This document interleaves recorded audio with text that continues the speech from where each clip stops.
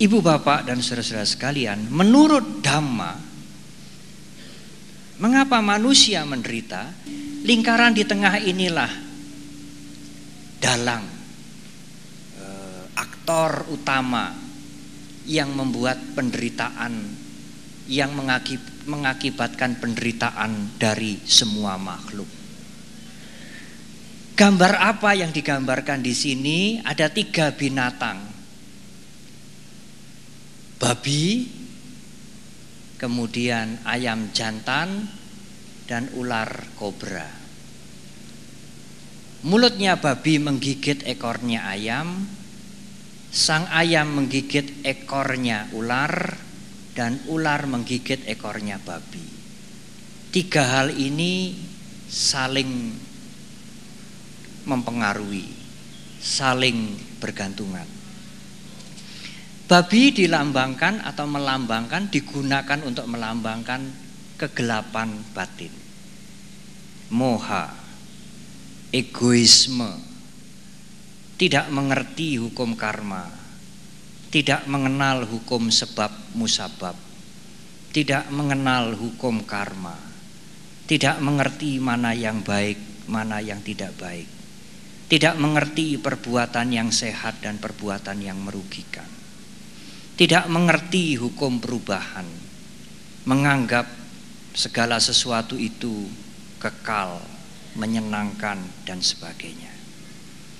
Karena kebodohan inilah, maka kalau seseorang merasakan sesuatu, menikmati keadaan yang menyenangkan, dia ingin menikmati lebih banyak.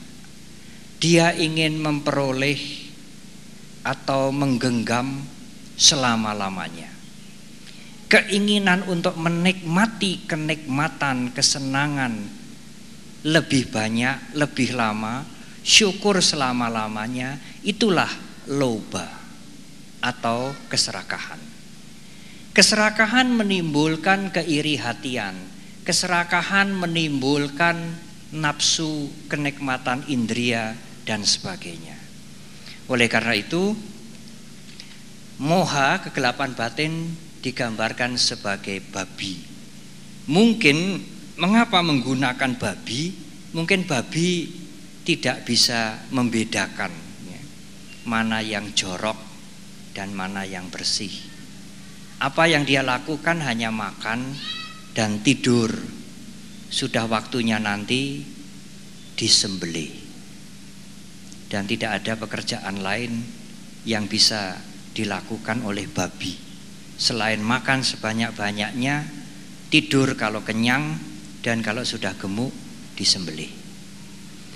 Keserakahan dilambangkan sebagai ayam jago, karena keserakahan menimbulkan keiri hatian, keserakahan mempunyai keturunan juga, keinginan untuk menikmati kenikmatan indria lebih banyak, lebih luas, syukur selama-lamanya, seperti ayam jago yang dengan congkaknya menunjukkan kejantanannya, dan nanti kalau sudah kepingin kawin, tidak peduli babonnya tidak siap, lalu diuber-uber, ya, diuber-uber sampai kena, ya. Oleh karena itu ayam jago digunakan untuk melambangkan loba, ya, keserakahan. Tetapi kalau yang menimbulkan kesenangan, kalau yang menimbulkan kenikmatan itu tidak bisa lagi didapatkan, tidak bisa dikuasai, maka akan timbullah rasa tidak senang, akan timbullah marah, akan timbullah kebencian. Karena yang menyenangkan, yang enak-enak, yang memberikan kenikmatan tidak bisa lagi dikuasai, tidak bisa lagi dimiliki, maka timbullah kemarahan, kejengkelan, penasaran, kebencian, bahkan mungkin sampai kejahatan seperti pembunuhan dan sebagainya. Itulah dalam bahasa Pali disebut dosa, Dalam bahasa Sanskerta disebut dwesa, yang dilambangkan ular kobra. Seperti itulah sifatnya kebencian, seperti ular yang diam, tidak cerewet, tidak mengumbar keangkuhannya seperti ayam jantan, tetapi dia diam dengan menyimpan kebencian. Kalau kita lengah, kita menyentuh atau lewat di bawahnya, maka ular akan mematuk kita dan mematikan kita. Mengapa timbul keserakahan? Karena ketidaktahuan. Karena menganggap segala sesuatu tidak berubah, menganggap segala sesuatu kekal, menganggap semuanya bisa tunduk pada kehendak kita. Timbullah keserakahan. Kalau keinginannya tidak tercapai, timbullah kebencian. Kalau kebenciannya semakin membara, tidak diatasi, dibiarkan meluap-luap, maka kegelapan batinnya juga akan menjadi semakin tebal. Kalau kegelapan batinnya menjadi semakin tebal, semakin menjadi-jadi, nafsu ingin menguasai yang lain juga semakin hebat. Kalau dia tidak berhasil, tidak sukses, kebenciannya juga semakin menjadi-jadi. Kalau kebenciannya semakin menjadi-jadi dibiarkan, maka egoisme kegelapan batinnya juga semakin menjadi-jadi. Oleh karena itu, moha, loba, dosa, moha, loba, dosa merupakan 3 rangkaian yang saling berhubungan dan saling mempengaruhi. Inilah aktor, tidak sekedar provokator, inilah aktor, sang dalang yang membuat makhluk-makhluk menderita tidak ada habis-habisnya karena tidak menyadari, karena kegelapan. Moha atau kegelapan itu sinonim dengan awija. A artinya tidak, wija artinya pengetahuan atau widya dalam bahasa Sanskerta. Awija atau awidya artinya tidak mempunyai pengetahuan. Sinonim dengan moha. Moha artinya gelap. Karena gelap maka awija. Kalau saudara berada di ruangan yang gelap, saudara tidak bisa membedakan mana putih, mana hitam, mana bersih, mana kotor, mana jalan, mana jurang. Karena gelap maka tidak mempunyai pengetahuan. Karena tidak mempunyai pengetahuan maka hidupnya gelap. Oleh karena itu moha dan awija, awija dan moha menjadi sinonim. Kalau Sang Buddha meneliti, membedah kehidupan ini, maka beliau menemukan untuk menjelaskan kepada kita awal daripada penderitaan yang diderita oleh makhluk-makhluk termasuk para dewa dan juga umat manusia adalah awija, kegelapan.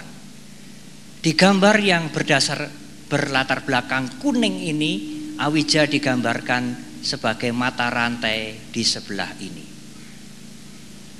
Gambar apakah itu?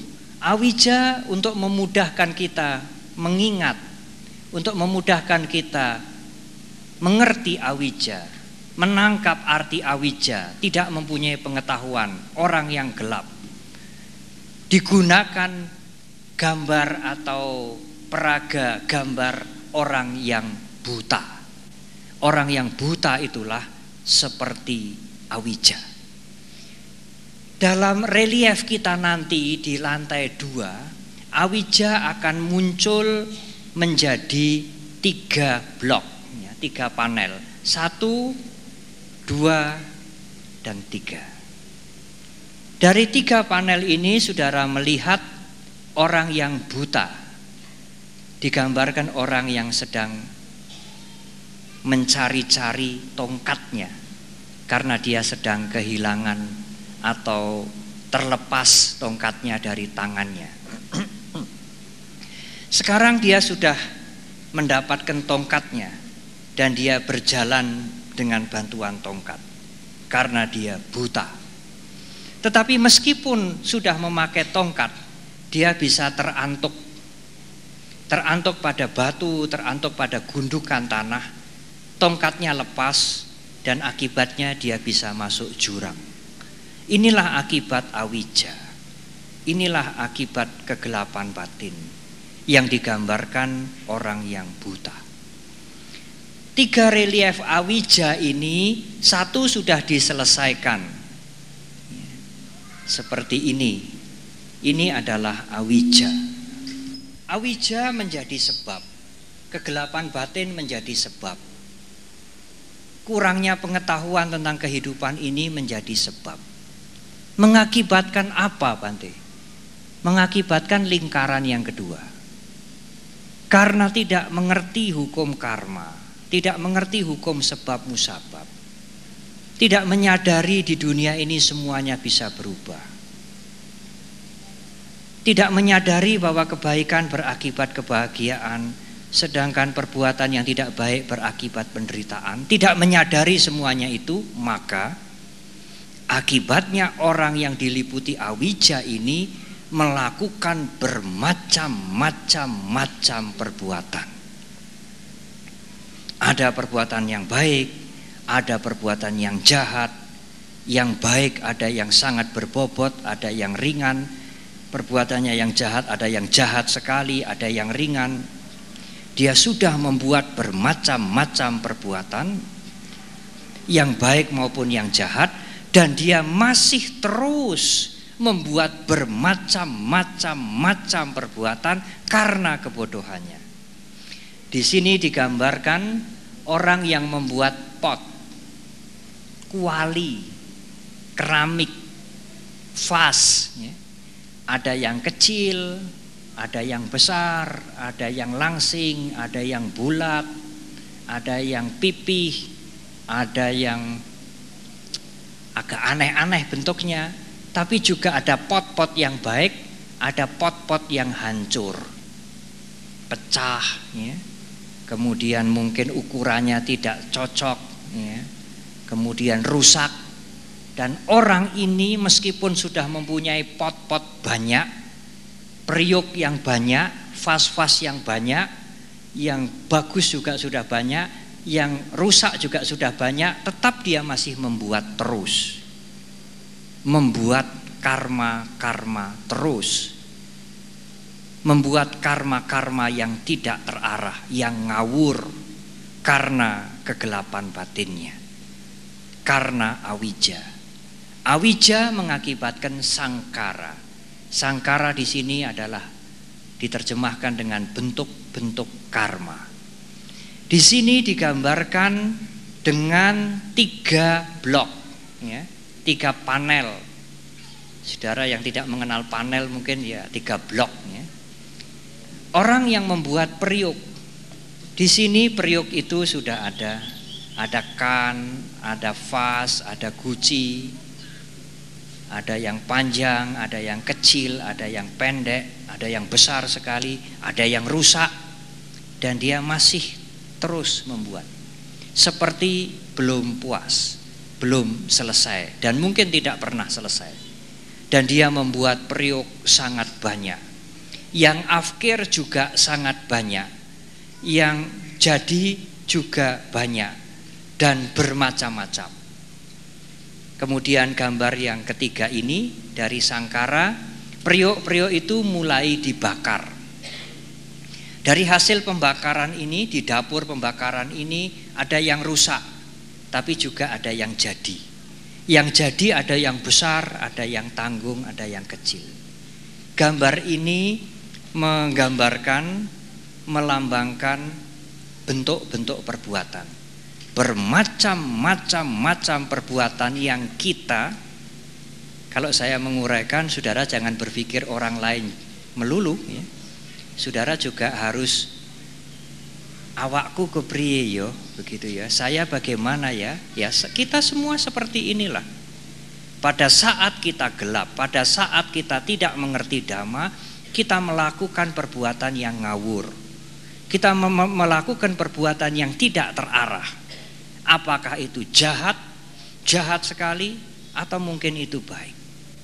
Dan terus kita melakukan perbuatan yang tidak terarah, yang tidak kita sadari akibatnya karena awija, karena kebodohan, karena kegelapan, karena kurang pengetahuan.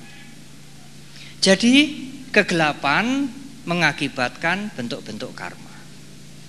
Jadi Bante, kita membuat bermacam-macam perbuatan ini disebabkan oleh kegelapan, betul. Karma akibatnya, sebabnya kegelapan batin. Tetapi karma ini menjadi sebab yang baru, yang mengakibatkan patisandi. Ibu bapak saudara sekalian, karma itu perbuatan yang baik, yang jahat, ya, yang jahat sekali dan sebagainya, merupakan akibat. Yang menyebabkan kita membuat karma apa? Kegelapan batin, kebodohan. Akibatnya kita membuat macam-macam perbuatan yang ngawur-ngawur, ya, yang tidak terarah. Nah, selain karma itu adalah akibat, karma juga bisa, ya, bisa juga atau juga bisa menjadi sebab. Jadi tadi saya katakan karma itu akibat, tapi dia juga sebab. Karena tidak berhenti. Kalau orang sudah membuat karma, maka timbullah akibat. Akibatnya karma apa? Setelah dia menutup mata, setelah dia meninggal dunia, hidupnya tidak berhenti. Dia lahir kembali. Loh, kok bisa lahir kembali, Bante? Ya, karena kekuatan karmanya belum habis. Fisiknya lemah, tidak bisa jalan lagi, tidak bisa berfungsi lagi, sudah tua, reot, kempong, perot, ya, loyo, meninggal dunia. Tetapi kekuatan karmanya tidak habis. Jasmaninya lemah, kekuatan jasmaninya habis, kekuatan karmanya tidak habis. Maka setelah dia meninggal, dia lahir kembali. Di sini untuk menggambarkan lahir kembali, dalam bahasa Pali disebut patisandi winyana. Patisandi winyana artinya kesadaran yang menyambung. Yang menyambung dari hidup ini ke hidup yang akan datang.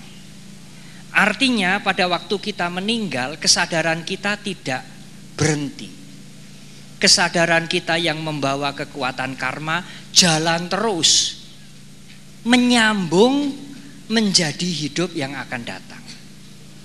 Kesadaran yang menyambung itu diumpamakan seperti kera yang sudah makan buah-buahan di pohon ini sampai habis, lalu dia mulai melirik. Dia melirik ke pohon sana. Ini nanti gambarnya harus dikoreksi nih. Keranya tidak melihat ke sini, tapi keranya ini melihat ke pohon sana. Yang pohonnya ini buahnya masih banyak. Ini mungkin buah apel, ini buah pelem. Nah, panel yang kedua, keranya mulai berayun-ayun untuk meloncat ke sana. Dan di panel yang ketiga, keranya sudah meloncat. Jadi kera yang meloncat dari pohon yang buahnya habis menuju ke pohon yang buahnya masih banyak, mengingatkan kita, menggambarkan kita, nanti kalau sudah kita meninggal, meskipun badan kita sudah hancur, sudah loyo, sudah tidak bisa bergerak lagi, kesadaran winyana akan berlangsung terus karena membawa kekuatan karma yang masih belum habis. Nah, kalau saudara diceritai begini, diberikan uraian begini kan sulit toh menangkap. Tetapi kalau ada gambar begini mudah menangkap. Oh, ini keranya meloncat, berpindah dari pohon yang sudah habis buahnya menuju ke pohon yang buahnya masih banyak. Artinya nanti kalau jasmani kita sudah hancur, kesadaran kita akan melanjutkan kehidupan yang baru. Karena kekuatan karma belum habis. Akibatnya setelah kematian timbullah kelahiran yang baru. Di sini digambarkan satu perahu, ada pria, ada wanita. Pria dan wanita ini lambang dari nama dan rupa, bahasa Pali. Nama artinya batin, ya, kesadaran, rupa artinya jasmani. Karena adanya kelahiran kembali, maka kita mempunyai jasmani lagi dan mempunyai batin lagi. Jasmani dan batin ini berbeda sifatnya. Jasmani bisa dipegang, ya kulit kita, daging kita, tulang kita. Tetapi batin tidak bisa dipegang, pikiran tidak bisa dipegang, tidak ada warnanya, tidak tampak. Jasmani kasar, batin itu halus. Tetapi mereka bekerja sama pada tubuh yang satu ini. Oleh karena itu digambarkan pria dan wanita yang mempunyai sifat berbeda, meskipun tidak seluruhnya berbeda, berada dalam satu perahu yang sama, mendayung perahu itu bersama-sama. Nah, ada jasmani, ada batin. Dalam diri kita inilah jasmani, dan di dalam diri kita ini terdapat juga batin. Jasmani dan batin. Awake dhewe sekarang ini ada jasmaninya, ada batinnya. Loh, kok sampai punya jasmani dan batin ini sebabnya apa? Sebabnya karena dilahirkan kembali, kera yang meloncat. Mengapa sampai dilahirkan kembali? Karena membuat karma yang bermacam-macam. Orang membuat periuk. Mengapa sampai membuat karma yang bermacam-macam? Karena mengapa bikin karma yang bermacam-macam? Karena kebodohan, awija. Karena bodoh bikin karma yang bermacam-macam. Bikin karma yang bermacam-macam, akibatnya waktu meninggal kesadarannya masih berlanjut terus. Karena ada kesadaran yang menyambung, maka akibatnya lahir kembali, mempunyai jasmani dan batin kembali. Panca indera itu 5, mata, telinga, hidung untuk membau, lidah untuk merasakan, tubuh kita ini ya untuk meraba, dan yang keenam pikiran. Di dalam agama Buddha disebut salayatana, 6 landasan indria. Karena ada jasmani, karena ada pikiran, akibatnya ada 5 indria dan pikiran. Karena dilahirkan maka ada jasmani, ada batin. Karena ada jasmani dan batin, maka akibatnya ada panca indera dan pikiran. Untuk memudahkan saudara mengingat panca indera dan pikiran, ada 5 jendela sebagai lambang dari panca indera. Ada 1 pintu pikiran. Ini rumah yang belum selesai, tapi jendelanya 5, pintunya 1. Ini rumah yang sudah selesai, jendelanya tertutup semua, pintunya terbuka. Mata bisa ditutup, telinga ditutup, hidung ditutup, mulut tidak makan apa-apa, jasmani tidak nyenggol apa-apa, tapi pikiran ini jalan terus. Pikiran ini sulit ditutup. Meskipun tidur ya pikirannya jalan terus, mimpi yang tidak karu-karuan. Dan gambar yang ketiga, semua terbuka. Panca indera ini terbuka semua, pikiran juga terbuka. Nah, sekarang mari kita berpikir. Saya berbicara agak cepat ya, supaya setengah jam bisa selesai. Sekarang ada 5 indria. Mata, hidung, telinga, mulut. Ada pikiran. Ada 5 indria, ada pikiran. Mengakibatkan apa kira-kira saudara? Loh Bante, 5 indria dan pikiran itu kan sudah jadi akibat toh. Sebabnya karena kita punya jasmani, karena ada jasmani, karena ada pikiran, ada batin, maka akibatnya ada 5 indria, ada pikiran. Ya, 5 indria dan pikiran itu akibat. akibat dari jasmani dan batin. Tetapi 5 indria dan pikiran juga menjadi sebab baru. Karena ada 5 indria dan pikiran mengakibatkan apa? Mengakibatkan awake dhewe ini, kita semua ini bisa kontak. Kontak itu apa toh Bante? Kontak itu ya punya mata bisa cuci mata, punya telinga bisa mendengar apa? Campur sari, punya hidung bisa beli minyak wangi, tapi juga bisa bau-bauan yang busuk ya. Punya mulut bisa makan gudeg. Punya jasmani bisa merasakan, oh ini kok kasar, kalau ini kok halus. Dan juga punya pikiran. Pikiran ini bisa kontak apa saja. Angan-angan, peristiwa, kenangan, semua bisa dikontak oleh pikiran, disentuh oleh pikiran. Bisa mudeng saudara? Punya mata bisa kontak. Mata kontak pada apa? Pada yang bisa dilihat. Mata kontak dengan bau, oh, mboten saged, nggak bisa. Telinga kontak dengan apa? Suara, puji-pujian, wah hebat kamu. Ya. Wah apa kamu, kayak babi, marah kita ya. Mengapa kita marah? Karena telinga kontak dengan suara, pikiran kita memberikan reaksi. Kita bisa merasakan manis, gurih, ya, terlalu asin, karena kita kontak dengan makanan. Kalau tidak ada panca indera, tidak ada pikiran, tidak bisa kontak. Karena punya panca indera dan pikiran, punya jendela, rumahnya ada jendelanya, bisa melihat keluar. Oh, ada karnaval. Oh, ada orang berbaris. Oh, ada orang-orang lewat ya. Bisa kontak.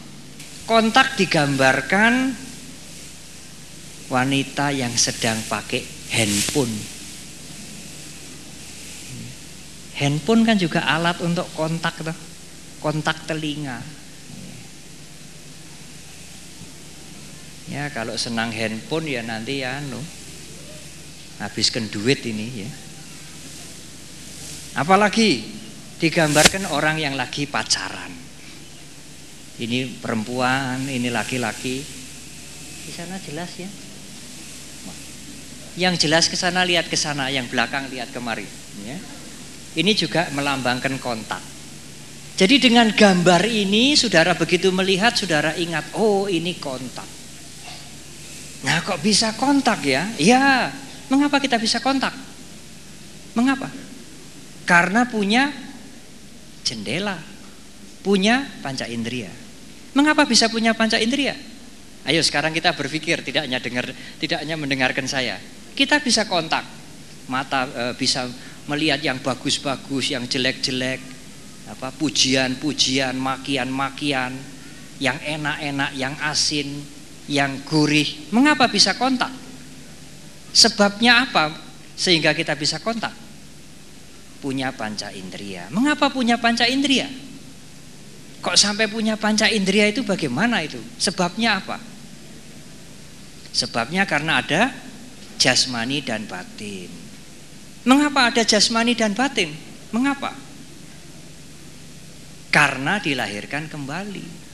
Nah kalau tidak lahir, dari mana ada jasmani dan batin? Mengapa sampai dilahirkan kembali? Pada waktu meninggal kok tidak berhenti, kok sampai lahir kembali? Mengapa? Karena ada bermacam-macam karma. Jadi fisiknya sudah loyo, kekuatan karmanya masih ada. Mengapa sampai membuat karma bermacam-macam? Kok tidak membuat karma yang terpilih saja, yang baik saja? Kok sampai membuat perbuatan yang bermacam-macam? Mengapa? Karena awija. Ya, jadi kalau diurut balik, karena kebodohan membuat perbuatan yang ngawur. Karena membuat perbuatan yang bermacam-macam dan banyak sekali, pada waktu meninggal kesadarannya masih nyambung. Karena ada kesadaran yang menyambung, maka punya jasmani lagi, punya batin lagi. Karena punya jasmani dan punya batin, maka mempunyai 5 jendela dan pikiran. Karena punya jendela dan pikiran, maka kita bisa kontak. Karena punya jendela, punya panca indera dan pikiran, kita bisa kontak. Gampang toh saudara ya? Ya gampang toh. Nah kalau tidak punya mata mau lihat dari mana? Kalau tidak punya telinga mau mendengar dari mana? Kalau tidak punya hidung mau membau dari mana? Kita bisa melihat, bisa mendengar, bisa membau, bisa merasakan karena kita punya panca indera. Karena punya panca indera, akibatnya kita bisa kontak. Karena kita suka kontak-kontak, akibatnya timbul perasaan sebelum keinginan. Maaf. Timbul perasaan. Perasaan apa Bante? Nek ora seneng, yo ora seneng. Seneng atau tidak senang, atau netral. Ya, 3 ini. Senang atau tidak senang, suka atau tidak suka, atau netral. Kalau kita dengar pujian, senang. Dengar makian, tidak senang. Wah, waktu gong ini megah ini sekarang, senang. Wah, megah tapi gimana nanti? Lah, mulai tidak senang. Ya. Jadi kontak panca indera dengan dunia luar mengakibatkan perasaan. Senang atau tidak senang. Mata melihat yang kita suka, waduh senang aku. Tapi melihat yang kotor-kotor, melihat yang tidak teratur, wah tidak senang saya. Demikian juga makan. Kalau kita senang ya, kalau kita makan makanan yang kita senangi, wah senang. Kalau kita makan makanan yang asing, wah muntah, ya, tidak senang. Semuanya panca indera menghasilkan, mengakibatkan 2 hal. 3 juga boleh, tapi untuk memudahkan menjelaskan 2 hal. Kalau tidak senang, ya tidak senang. Nah, perasaan itu digambarkan orang yang matanya kena panah. Loh, mengapa Bante? Karena perasaan itu membuat orang buta. Nek wis ora seneng, wah, ketemu mukanya saja ngidu. Orang yang sudah senang atau tidak senang tidak bisa objektif. Oleh karena itu, perasaan digambarkan orang yang matanya kena panah. Karena perasaan itu membutakan. Demikian juga kalau kita sudah senang pujian, senang makanan, senang udut. Wah, itu sudah membutakan sudah. Dikasih tahu, wah itu berbahaya, tidak baik untuk paru-paru, ngentekke duit, wah tidak peduli. Senang itu membutakan. Ya. Dalam bahasa Pali, senang atau tidak senang itu disebut wedana. Dan digambarkan dalam 3 blok kalau tidak salah. 1, 2, maaf dalam 2 blok. Ini orang yang matanya kena panah, ini kena panah dan dia mulai bergulung-gulung. Ya. Ini masih duduk, ini sudah bergulung-gulung. Matanya buta. Orang yang buta kena panah. Seperti senang atau tidak senang yang membutakan kita. Tidak senang membuat kita sengit sekali, benci sekali. Kalau senang membuat kita melekat sekali. Tidak bisa objektif lagi. Kita hanya berbuat, kita hanya melakukan sesuatu karena didorong oleh senang atau tidak senang. Tidak peduli yang senang itu kejahatan, tapi saya senang. Tidak peduli yang tidak senang itu adalah kebaikan, pokoknya saya tidak senang, saya tidak mau. Oleh karena itu perasaan membutakan.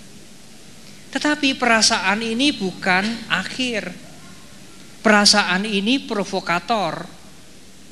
Ini bukan aktor, ini provokator. Karena aktornya itu tadi babi, ayam jago dengan ular. Ini provokator sekarang. Ya, menggelitiki kita, ya. Menghasut kita. Menghasut bagaimana Bante? Kalau orang sudah senang atau tidak senang, dia kepingin lagi. Kalau senang ya dia ingin lagi, lebih banyak, terus. Kalau tidak senang bagaimana Bante? Kalau tidak senang dia ingin menghancurkan. ingin meninggalkan, ya ingin membalas. Dan kalau keinginan itu diikuti, dia ingin melakukan itu terus. Jadi ketidaksenangan memancing kebencian, kesenangan memancing keserakahan. Kalau saudara senang, saudara ingin terus menikmati. Kalau saudara tidak senang, saudara ingin terus-menerus menghancurkan. Itulah tanha. Tanha ini nafsu keinginan. Jadi orang mempunyai keinginan didorong bukan oleh panya, bukan oleh wisdom, bukan oleh penalaran dhamma, tetapi oleh perasaan. Perasaan ini mendorong dia untuk berbuat. Kalau dia merasa senang, wah apapun dia lakukan. Supaya senangnya itu bisa lebih lama, bisa dimiliki terus. Kalau dia tidak senang, dia ingin menghancurkan terus. Dia ingin memusuhi terus.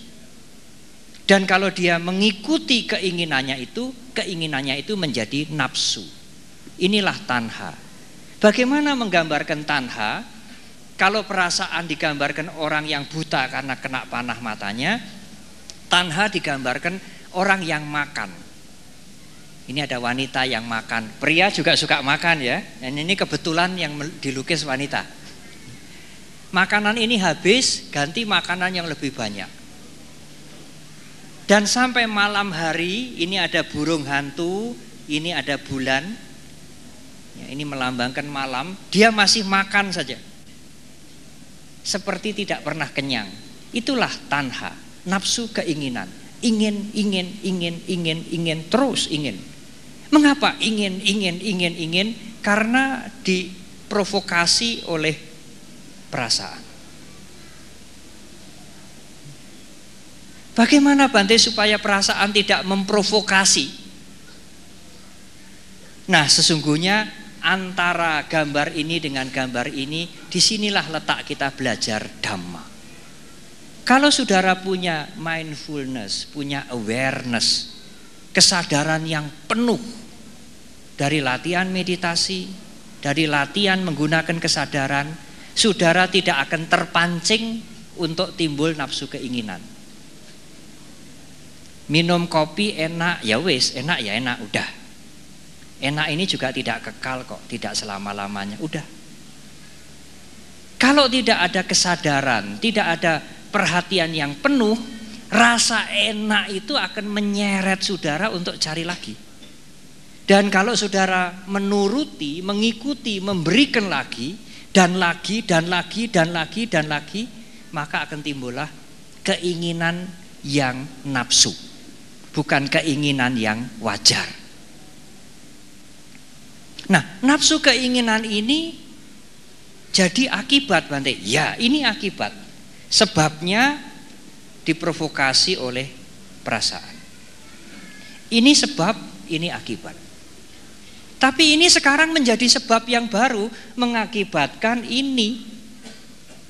Karena keinginannya dituruti terus. Yang senang juga dituruti terus. Yang tidak senang juga dituruti terus. Akibatnya timbullah kemelekatan, kantil. Ya, bahasa Jawanya kantil, lengket. Lengket pada apa Bante? Lengket pada kopi, lengket pada udut, lengket pada apa lagi? Lengket pada bioskop, lengket pada apa saja yang menyenangkan. Yang menyenangkan mata, menyenangkan telinga, menyenangkan hidung, menyenangkan mulut. Kalau dituruti terus menerus, membuat ketagihan. Ya, lengket itu ketagihan. Karena dituruti terus menerus menjadi ketagihan. Dalam psikologi dikatakan, kalau saudara tidak mempunyai kebiasaan baru, lalu saudara melakukan kebiasaan itu 90 kali, kebiasaan yang dilakukan 90 kali menjadi watak yang baru. Saudara tidak pernah meditasi toh misalnya ya. Sekarang dipaksakan tiap pagi meditasi. Kalau sampai saudara sudah meditasi setiap pagi 90 kali, maka meditasi itu menjadi seperti watak yang baru. Nek ora meditasi tidak enak. Apalagi yang muda-muda ini, si itu tidak kenal dengan si dia sono, ya. Si gadis itu tidak kenal dengan si perjaka itu. Sekarang mulai kenal. Tiap sore datang ke rumahnya. Kalau baru 5 kali, 10 kali masih belum menjadi kemelekatan. Lagi seneng dia, ya. Lagi senang, cocok, ya. Kalau orang pacaran kan katanya apa-apa cocok, ya. Yang jelek-jelek juga jadi baik, ya. Nah, karena cocok, karena senang didatangi terus. Tanha. Dan dituruti terus. Kalau sudah apel 90 kali, itu sulit untuk dipisahkan. Di dalam psikologi dikatakan, kalau perbuatan sudah diulangi 90 kali, seperti menjadi watak yang baru. Jadi kalau saudara mau berhati-hati, kalau ada sesuatu yang baru, saudara ragu-ragu, ya lebih baik tidak dilakukan. Kalau mau melakukan, ya jangan sampai 90 kali. Kalau sudah 90 kali nanti lemedot itu angel nanti, ya. Lemedot itu angel nanti. Kalau sudah 90 kali menurut ilmu jiwa itu nanti akan menjadi sifat yang baru.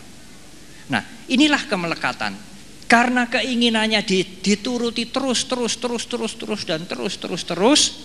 tidak pernah ada usaha untuk stop, maka menjadi kemelekatan. Menjadi ketagihan. Dalam bahasa Pali dikatakan upadana. Bagaimana untuk memudahkan orang mengingat kemelekatan? Ini orang sedang memetik buah-buahan, ini keranjangnya. Keranjangnya sebetulnya sudah ada isinya buah. Dia masih memetik.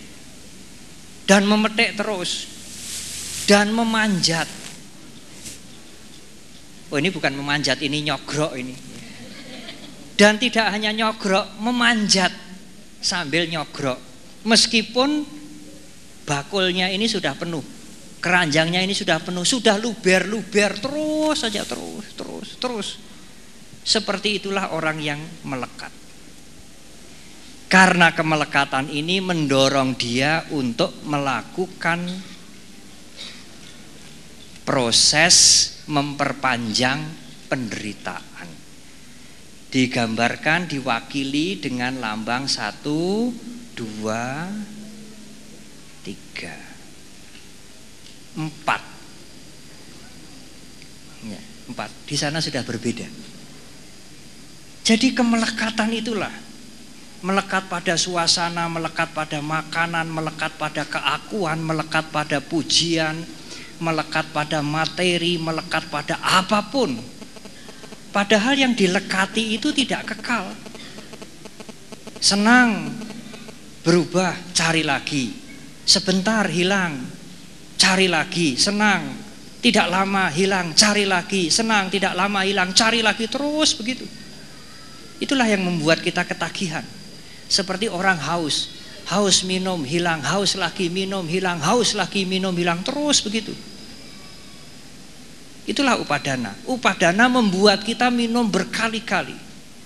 Karena kenikmatan itu sepintas, sebentar. Hilang, cari lagi, hilang, cari lagi, hilang, cari lagi, terus begitu. Andai kata kenikmatan itu sekali didapatkan untuk selamanya, kita tidak akan mengejar. Dicari sebentar hilang, cari sebentar hilang, cari sebentar hilang, cari lagi, cari lagi, cari lagi. Cari lagi, cari lagi, cari lagi, cari lagi. Itulah memperpanjang proses penderitaan. Di sini disebut bawa. Karena diprovokasi oleh kenikmatan, karena didorong oleh nafsu keinginan, karena dikompori oleh kemelekatan, dia kemudian melakukan apa saja. Pokoknya saya senang, pokoknya saya nikmat, pokoknya saya happy, pokoknya saya enjoy, terus begitu. Apa yang dia lakukan itu memperpanjang proses penderitaan. Sehingga nanti kembali lagi persoalannya, kalau dia sudah meninggal dunia, hidup ini tidak akan selesai. Karena dia memperpanjang proses penderitaan terus-menerus, tidak menghentikan, tidak mengurangi, tetapi memperpanjang. Akibatnya setelah mati dia akan lahir kembali. Dalam bahasa Pali disebut jati. Buddhis tidak mempunyai pandangan, ya kita lahir ini kan sudah dari sononya, sudah diprogram dari sononya, kamu lahir besok jadi biku gitu ya. Kamu lahir besok jadi apa ya? Mandor begitu ya. Kamu lahir besok jadi penguasa. Tetapi ajaran Buddha mengajak kita untuk melihat, untuk menganalisa. Mengapa kita sampai dilahirkan? Mengapa terjadi kelahiran? Karena sebelum dilahirkan tentu ada proses yang mendahului. Paticcasamuppada tidak berbicara tentang doktrin penciptaan, tapi Paticcasamuppada berbicara tentang sebab musabab yang saling bergantungan yang tidak pernah berhenti. Tidak ada sesuatu yang muncul di dunia ini, di alam semesta ini, yang eksis, yang tiba-tiba, yang ujuk-ujuk. Semuanya pasti ada proses yang mendahului. Mengapa ada kelahiran? Karena ada proses memperpanjang penderitaan. Mengapa proses ini dilakukan? Karena dia melekat. Karena dia ketagihan. Mengapa sampai dia ketagihan? Karena ada keinginan yang tidak selektif yang diikuti terus-menerus. Mengapa dia rela mengikuti keinginannya itu terus-menerus? Karena ingin menikmati kenikmatan terus-menerus. Mengapa dia bisa merasakan nikmat? Karena dia bisa kontak dengan dunia luar. Melihat, mendengar, membau, makan dan sebagainya. Mengapa dia bisa kontak? Karena punya panca indera dan pikiran. Mengapa punya panca indera dan pikiran? Karena ada jasmani dan batin. Mengapa ada jasmani dan batin? Karena ada kelahiran kembali. Mengapa ada kelahiran kembali? Karena ada karma yang bermacam-macam yang sudah dilakukan. Mengapa dia membuat karma yang bermacam-macam? Karena kebodohan. Begitulah. Nah, sekarang kelahiran sudah terjadi. Apa akibat dari kelahiran, saudara? Wah, ya ndak tahu, Bante. Lah awake dhewe nglakoni kok, saudara ya. Awake dhewe ini kan menjalani toh. Kita semua kan dilahirkan toh. Kalau kita semua tidak pernah melalui kelahiran, kita tidak ada di sini. Kita ada di sini, duduk di sini, berbicara di sini, mendengar suara saya karena kita dilahirkan. Jadi kelahiran itu mengakibatkan apa kira-kira? Kelahiran mengakibatkan umur tua dan kematian. Umur tua digambarkan sebagai, kalau di sana yang suka makan wanita, di sini yang umur tua pria. Orang tua yang memakai tongkat, orang tua yang sudah lemah, orang sakit yang diinfus. Jadi menjadi tua, mengalami bermacam-macam kesulitan, kegagalan, keberhasilan, kekecewaan. Pendeknya penderitaan lah. Jadi kalau ada pertanyaan, mengapa manusia menderita? Mungkin ada teori lain yang mengatakan, ya karena nenek moyang kita berdosa. Ya karena kita dulu pernah punya simpanan ini dan itu. Tetapi sesungguhnya jawaban menurut agama Buddha sangat sederhana. Mengapa kita menderita? Mengalami kekecewaan, kegagalan, kesusahan, kesedihan dan sebagainya. Kita menderita karena kita dilahirkan. Betul toh? Ya, buat apa cari jawaban yang susah-susah? Kita menderita karena kita dilahirkan. Seandainya kita tidak dilahirkan, tidak ada persoalan kita menderita. Kelahiran adalah awal dari penderitaan. Kelahiran diikuti oleh perkembangan, kelahiran diikuti oleh usia tua, kelahiran diikuti oleh sakit, kelahiran diikuti oleh kematian. Di sini kematian digambarkan peti mati, kemudian ini gambarnya yang mati dan masuk krematorium. antara lahir, saudara, antara dilahirkan sampai mati. Kalau lahir di sini ya, lahir di sini, mati di sini. Antara lahir sampai mati ini, itulah yang namanya hidup sekarang. Dan antara lahir sampai mati itulah di situ timbul penderitaan.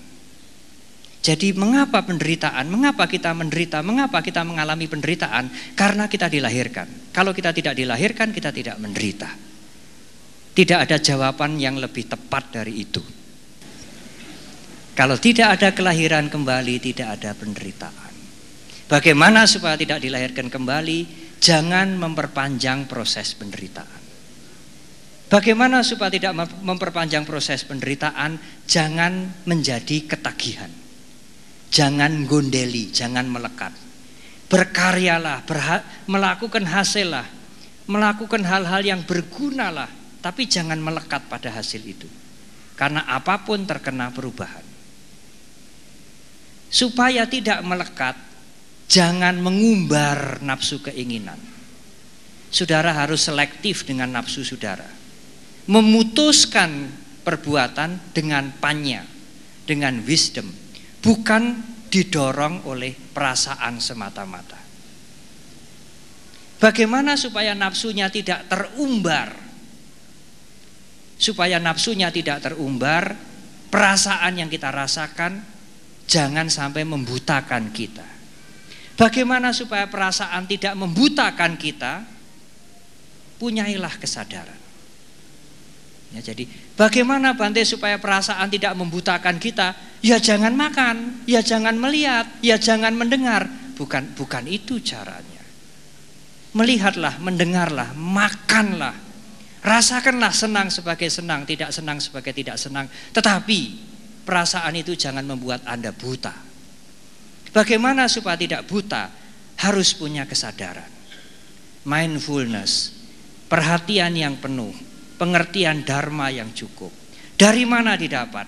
Dari meditasi, dari belajar, dari menjalankan sila. Dari sila, dari meditasi, dari panya. Sila, samadhi, dan panya, itulah yang akan membuat perasaan adalah perasaan. Perasaan tidak akan membutakan kita. Kalau perasaan tidak membutakan kita, tidak timbul nafsu keinginan. Kalau tidak timbul nafsu keinginan, tidak timbul kemelekatan. Kalau tidak timbul kemelekatan, tidak timbul proses memperpanjang penderitaan. Kalau tidak timbul proses memperpanjang penderitaan, tidak timbul kelahiran kembali. Kalau tidak timbul kelahiran kembali, maka selesailah penderitaan ini. Dan selesailah tugas saya untuk menjelaskan bagaimana penderitaan ini datang dan selesai. Dan semoga apa yang saya jelaskan ini bermanfaat bagi saudara. Sekali lagi terima kasih atas perhatian saudara.